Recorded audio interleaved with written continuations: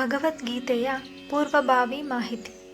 ಭಗವದ್ಗೀತೆಯು ಮಹಾಭಾರತದ ಭೀಷ್ಮ ಪರ್ವದಲ್ಲಿ ಬರುತ್ತದೆ.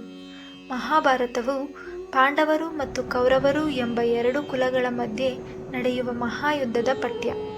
ಈ ಮಹಾಯುದ್ಧವು ಕೌರವ ರಾಜ ಧೃತರಾಷ್ಟ್ರನ ಪುತ್ರರ ಮತ್ತು ಪಾಂಡವ ರಾಜ ಪಾಂಡುನ ಪುತ್ರರ ನಡುವೆ ನಡೆಯುತ್ತದೆ.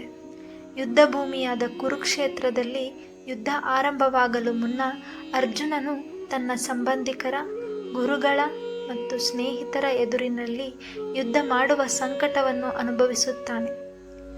ಈ ಸಂದರ್ಭದಲ್ಲಿ ತನ್ನ ದ್ವೇಷ, ಸಂತಾಪ ಮತ್ತು ಕಳವಳದ ಬೃಹತ್ ಭಾವನೆಗಳನ್ನು ಎದುರಿಸುತ್ತಾನೆ.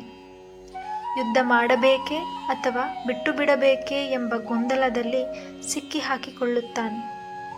ಈ ಸಂದರ್ಭದಲ್ಲಿ ಶ್ರೀಕೃಷ್ಣನು ಅರ್ಜುನನ ಸಾರಥಿಯಾಗಿ ಅವನಿಗೆ ಧರ್ಮ, ಕರ್ತವ್ಯ ಮತ್ತು ಜೀವನದ ನಿಜವಾದ ಅರ್ಥವನ್ನು ಕುರಿತು ಉಪದೇಶಿಸುತ್ತಾನೆ.